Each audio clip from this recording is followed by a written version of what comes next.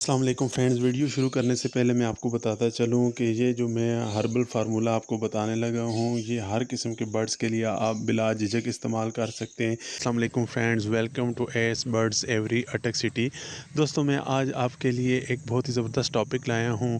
इसमें मैं आपको एक ऑर्गेनिक फार्मूले के बारे में बताऊँगा, जिसके इस्तेमाल से आपके बर्ड्स सेहतमंद रहेंगे और कभी भी बीमार नहीं होंगे। तो क्योंकि मैं ख़ुद ये फार्मूला काफ़ी अरसे से इस्तेमाल कर रहा हूँ और मुझे इसका बेहतरीन फ़ायदा मिला है, तो मैंने सोचा क्यों ना मैं अपने दोस्तों के साथ भी इसको शेयर कर दूं।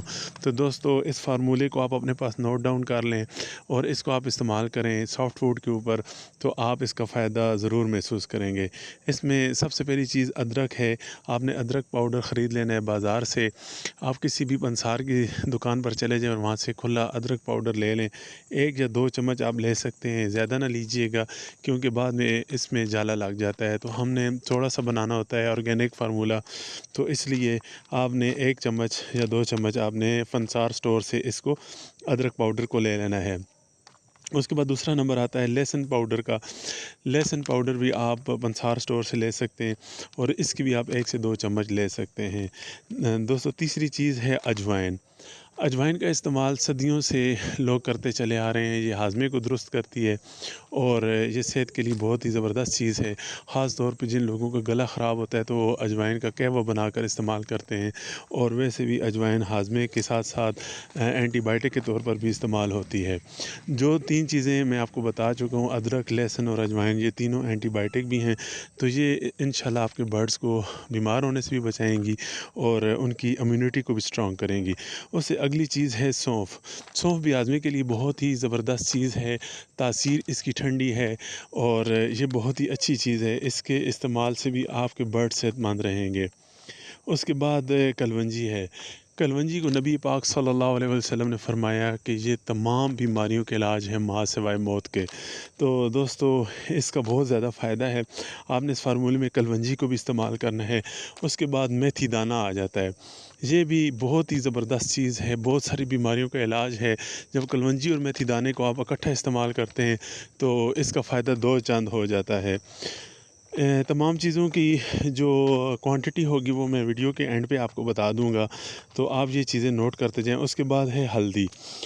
ये हल्दी जो है ये भी मुख्तलिफ़ किस्म के ज़ख्मों को भरने के लिए और इसके अलावा कैंसर के ख़िलाफ़ क़ुव्वत मुदाफ़अत फ़राहम करती है और इम्यूनिटी को स्ट्रॉन्ग करती है और ये एंटीबायोटिक के तौर पर भी इस्तेमाल होती है।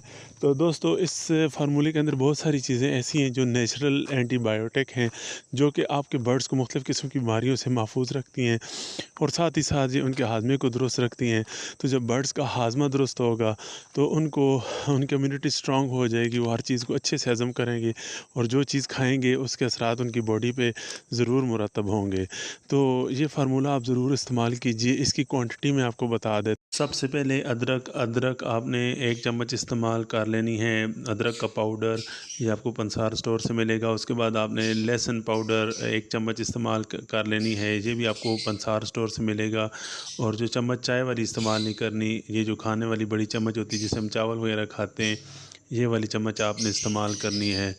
अदरक भी हो गई, लहसुन भी हो गई। उसके बाद अजवाइन, अजवाइन भी आपने 1 चम्मच इस्तेमाल करनी है।